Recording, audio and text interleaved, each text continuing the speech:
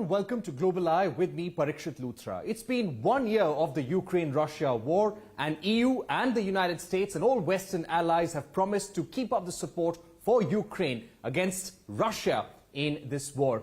Having said that, the Ukraine war dominated the agenda when G20 ministers met in New Delhi and Bengaluru.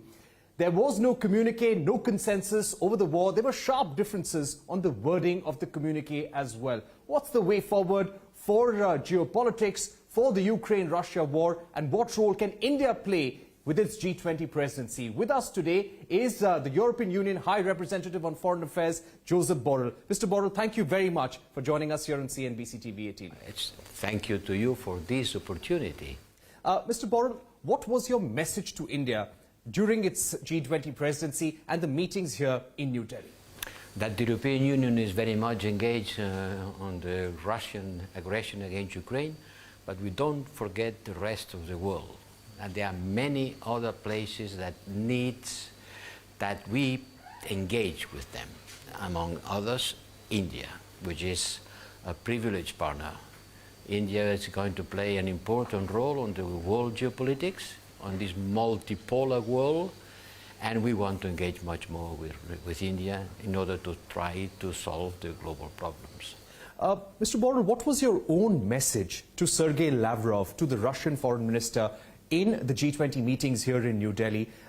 Was there tension in the room when all the foreign ministers came together with Russia and China in the room? Well, tensions, no. It was quite a civilized meeting. Everyone was sitting far away from the other, and everyone explained what they think about. We were happy this time because Minister Lavrov remained in the room to listen to us. In Bali, he spoke and he left. There is a big improvement because this time he spoke and he remains seated to listen to us. And the message was clear. Take your troops out of Ukraine. Stop the war. Stop the invasion. Abide by the United Nations Charter. Right. Having said that, do you feel India could have played a stronger role in terms of making sure the G20 communique, both in the finance track meeting and now in the foreign ministers meeting, we did not see a communique because Russia and China did not want paragraphs on Ukraine to be included in the joint statement as well. Do you think India should have played a stronger role there? Well, India did whatever he could, but it was clear from the beginning that Russia will not accept any mention about the war in Ukraine. They didn't accept it in Bali. In Bali it was not a communique neither. It was a statement from the presidency, because in Bali, China and Russia didn't accept any mention to the war. And I was convinced that they were going to do exactly the same thing this time. So India tried, but it was an impossible mission. Give us your sense, the war in Ukraine, it's been 1 year now, it continues to rage on. President Putin has vowed to step up the offensive in Ukraine. What is your assessment of where the war stands right now? Are we any closer to a diplomatic solution, Mr. Borrell? I would like very much to be close to a diplomatic solution. But everyone that has been talking with President Putin has came back with the same message. He has military objectives, and he will continue the war until he gets these objectives. It means to continue bombing, destroying Ukraine, killing civilians and civilian infrastructure, and pursuing the war. This is Putin who started the war, and it's Putin who has to stop it. Right. The war, and this is what the IMF chief, Kristalina Georgieva, also said, that it's very uncertain how the war will evolve, that shadow will continue looming on the world economy. Do you think President Putin has enough resources to continue waging this war through 2023? We try to diminish the resources that Russia is getting from its oil and gas. Certainly, they still have a lot, but much less because we have been implementing sanctions against the Russian economy, which has not collapsed the Russian economy, but has weakened its resources. Look, at the beginning, before the war, Europe was importing 40% of its gas consumption from Russia, and now it's almost zero. And Russia will not find another client for its gas. For oil, yes, okay, they are selling oil to India, to China, at a discount price. But for gas, it's going to be very difficult for them to look for someone else to buy this gas. China is very far away.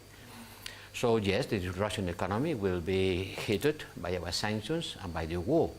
And our purpose is not to punish the Russian people, who are also suffering a lot and having a lot of casualties, but weakening the capacity of Putin to continue the war. Right.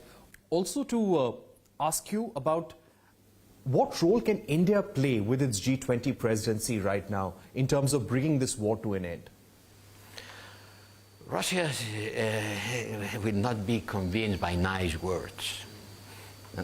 Neither India nor anyone in the world can convince Putin to stop the war by just saying niceries. It's international pressure. It's 141 votes on the United Nations condemning Russia's invasion, asking for a ceasefire and for the retreat of Russian troops. Other members of the United Nations, important members as India, have abstained. Well, I understand every country has its own reason, interest and values, and I can understand the relationship of India and many others with Russia. But my request to the international community would be to understand that here is not about supporting the West against Russia.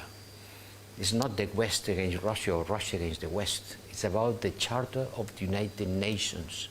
It's about the basic principles and rule and the world in peace.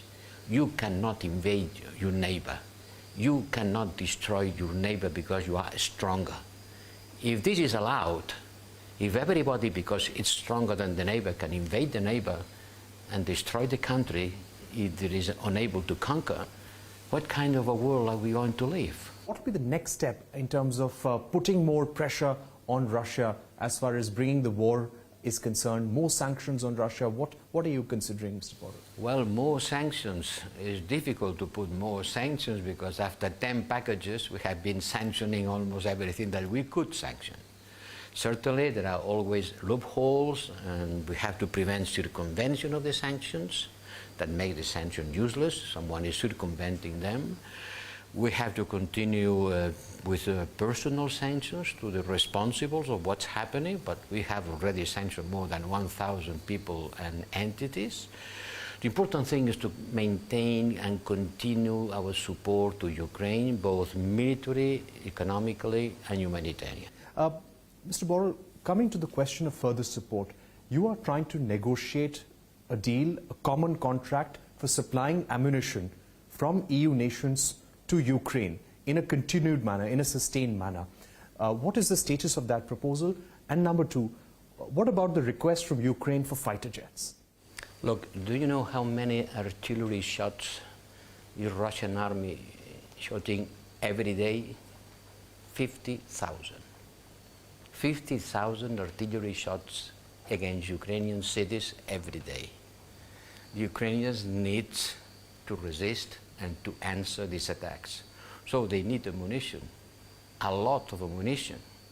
And it's completely useless to provide them with guns if they don't provide ammunition. And the war is so intense and the Russian artillery is bombing so heavily that the stockpiles of the European armies has been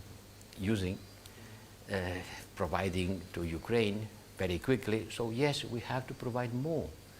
It's not because we like it, it's because Ukrainians need it. And well, fighter jet is something that the member states will have to decide. But remember that about supplying tanks, it was a great discussion 3 months ago. And now the solution was, the decision was taken to provide battle tanks, because certainly Ukraine needs this kind of arms. About fighter jets, let's see what the member states will decide.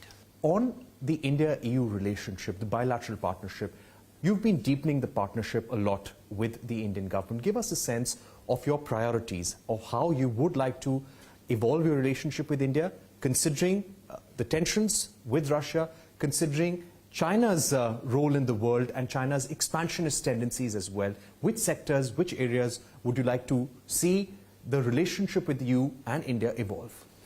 There are two privileged sectors, which are energy and digital. Energy means climate.